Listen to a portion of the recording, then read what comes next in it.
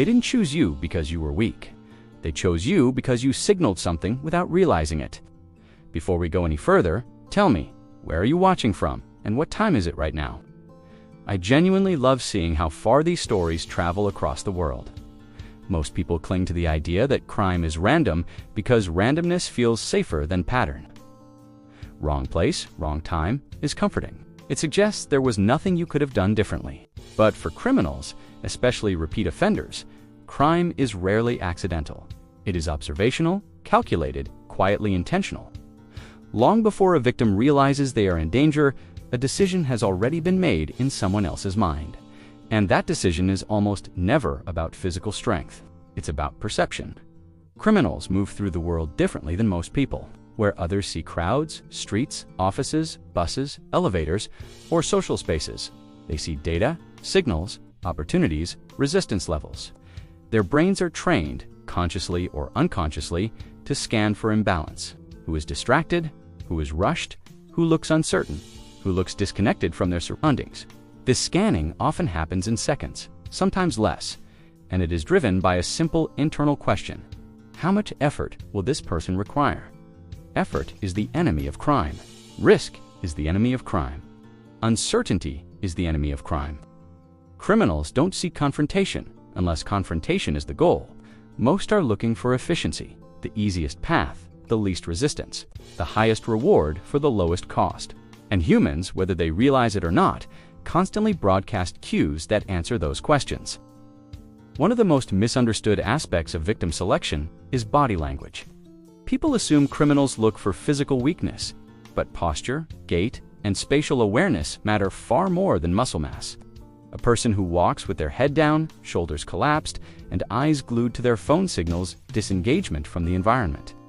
That disengagement reads as opportunity, not because the person is weak, but because they are cognitively elsewhere. Presence equals unpredictability. Absence equals control. Criminals notice walking speed. Too fast can signal anxiety. Too slow can signal fatigue or distraction. An uneven pace often suggests internal stress. These details seem insignificant to the average observer, but to someone scanning for opportunity, they are indicators of mental load.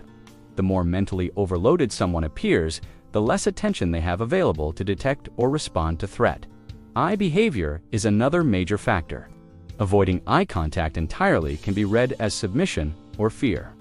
Overly aggressive eye contact can be read as volatility. Criminals often look for neutrality. People who won't challenge, but also won't attract attention. A brief, calm acknowledgement of surroundings signals awareness without escalation. This is subtle, but subtlety is exactly where selection happens. What's important to understand is that none of this is conscious victim blaming. These signals are automatic human behaviors. Criminals are not moral philosophers judging worthiness. They are decision makers, optimizing outcomes. They are responding to patterns, not personalities. Environment plays a massive role.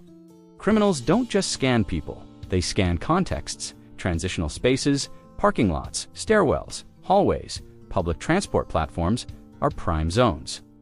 These are areas where people mentally switch modes. From public to private, from alert to relaxed, from social to solitary. During transitions, awareness dips. Criminals know this. They time their observations around these psychological gaps. Distraction is one of the strongest signals of all.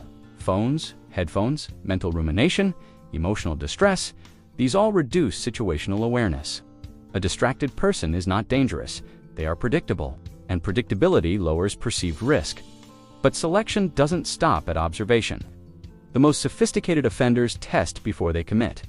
These tests are small, often invisible, a bump in a crowded space, a comment that slightly invades personal boundaries, a question that requires compliance. Do you have the time? Can you help me with something? Hey, excuse me. These are not always innocent. They are probes. What the criminal is watching for is not kindness. It's boundary enforcement. Do you hesitate before responding? Do you apologize unnecessarily? Do you comply automatically? Do you prioritize politeness over comfort? Social conditioning plays a dangerous role here. Many people are trained, especially from a young age, to avoid seeming rude, aggressive, or confrontational. Criminals exploit this conditioning ruthlessly. A A person who cannot say no quickly is signaling delayed resistance. A person who explains themselves excessively is signaling insecurity. A person who freezes is signaling overload. These responses are not character flaws, they are stress responses. But in a criminal's mental calculus, they are information. One of the most chilling realities is that some people are targeted repeatedly across different contexts, cities, and even countries. This is not bad luck. It is pattern recognition on both sides. Once a person has been successfully exploited, their behavior may subtly change. They may become more anxious, more avoidant, more compliant. Those changes, unfortunately, can increase perceived vulnerability. Trauma can alter signaling in ways the individual is not aware of. This creates a feedback loop. The world feels more dangerous. The person becomes more cautious internally, but more submissive externally. Criminals detect the mismatch. Hypervigilance inside, paired with passivity outside, is a powerful signal. Criminals are also sensitive to social isolation. People who appear alone, detached, or unsupported are perceived as lower-risk targets. This doesn't mean being alone is dangerous. It means signaling isolation is exploitable. Even subtle cues, no eye contact with others, no casual interactions, no visible social anchors, can matter. Another factor is entitlement perception. Criminals often avoid people who look like they will create complications later. Someone who appears assertive, self-assured, and socially integrated represents potential follow-up consequences. Complaints, reports, noise, attention. Again, it's not about strength, it's about aftermath. There is also the role of routine. Humans are creatures of habit. Criminals notice routines quickly. At the same time, same path, same behaviors. Predictability is comforting to the brain, but dangerous in hostile environments. When patterns are obvious, planning becomes easier. Spontaneity introduces uncertainty. Uncertainty increases perceived risk. Clothing and appearance are often misunderstood. It's not about wealth or style alone. It's about congruence. Someone whose appearance doesn't match their environment may stand out as distracted or out of place. Someone who looks unsure of where they are going appears less anchored. Criminals notice hesitation. They notice scanning for directions. They notice confusion. What most people don't realize is that criminals are not looking for perfect victims. They are looking for sufficient ones. The threshold is lower than most imagine. It's not about finding the weakest person in the room. It's about finding the person who meets enough criteria to make action feel justified and safe. And once that internal threshold is crossed, perception hardens.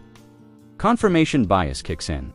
Every subsequent behavior is interpreted in a way that reinforces the initial choice.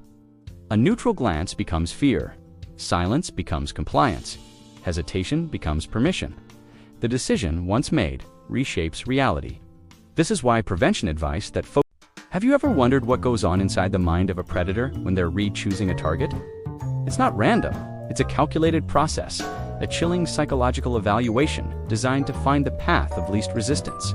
Today, we're pulling back the curtain on this dark psychology, not to instill fear, but to empower you with knowledge. Understanding the method is the first step to disrupting it. This isn't about victim blaming, it's about shifting the balance of power. The selection process begins long before any physical contact. It starts with observation, a phase of psychological evaluation, and boundary testing. A predator is like a hunter scanning the herd, looking for someone who appears preoccupied, distracted, or unaware of their surroundings. Are you buried in your phone, fumbling with your keys, or lost in thought? This perceived lack of awareness signals an easy opening. They might start with a seemingly innocent, low-stakes interaction. They might ask for the time for directions, or drop something near you to see how you react.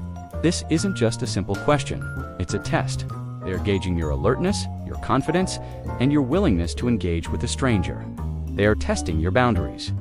If you seem flustered, overly accommodating, or fail to even register their presence clearly, you've unknowingly passed their first test. They're looking for someone who won't cause a scene, someone who is unlikely to push back. This initial probe is crucial for them. It confirms their initial assessment that you might be an easy target. Next, the predator moves into the second phase, exploiting our social conditioning. Most of us are raised to be polite, to be helpful, to not make a scene. We don't want to seem rude or paranoid. Predators know this, and they use it against us. They'll create a situation that plays on your sense of social obligation. A common tactic is the unsolicited offer of help. They might see you struggling with groceries and offer to carry them for you. On the surface, it's a kind gesture, but it's a carefully crafted trap. Accepting this help gives them a pretext to get closer, to isolate you, and to move you to a more secluded location, like your car or your front door. It's what security experts call the unsolicited promise. They promise to help you, but they expect you to drop your guard in return. Refusing this help can feel awkward or rude, which is exactly what they're counting on. They're exploiting the social contract that governs our daily interactions. This is why learning to say a firm, clear no, thank you without feeling guilty is a powerful self-defense tool. It's not rude, it's a boundary. It signals that you are in control of the situation and not easily manipulated. Phase 3 involves a deeper assessment of your emotional state and social visibility. A predator is not just looking for someone who is physically alone. They're looking for someone who is emotionally and socially isolated at that moment. Have you just had a public argument with a partner? Do you look visibly upset, sad, or lost? Strong emotional states, whether it's distress or even extreme giddiness, can absorb our attention and make us less aware of our surroundings. A person in emotional turmoil is often perceived as being weaker and less likely to put up an effective fight. They're also assessing your social network in that immediate environment. Are you with a group, or are you on the periphery? Do people seem to know you? A person who is seamlessly part of a group is a much harder target. The predator's goal is to find someone they can isolate without drawing attention. They want to be invisible, and they need you to be invisible too. If they can approach you, interact with you, and lead you away without anyone else noticing or intervening, their risk is dramatically lower. This is why making eye contact with people around you, even strangers, can be a deterrent. It non-verbally communicates that you are seen, that you are part of the social fabric, and that your absence would be noticed. So, how do we counter this? The final phase isn't theirs, it's yours. It's the power of awareness and presence. This is the single most effective deterrent. Redditors are fundamentally cowards. They are opportunists looking for an easy win, not a fair fight. When you walk with purpose, with your head up, scanning your environment, you are actively disrupting their selection process. You are no longer an easy target. Making brief eye contact with a potential threat does something profound. It tells them, I see you. This simple act shatters their illusion of anonymity and control. It communicates that you are not a distracted, vulnerable mark, but a present, aware individual who will not be taken by surprise. They wanted to be the hunter, but by seeing them, you've turned the tables. You've become the observer.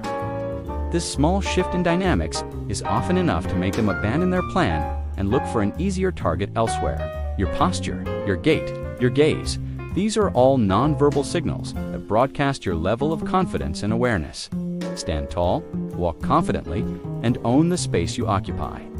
This isn't about being aggressive, it's about being present. It's about projecting an aura that says, I am not a victim. In conclusion, understanding the psychology of criminal selection isn't about living in fear, it's about empowerment.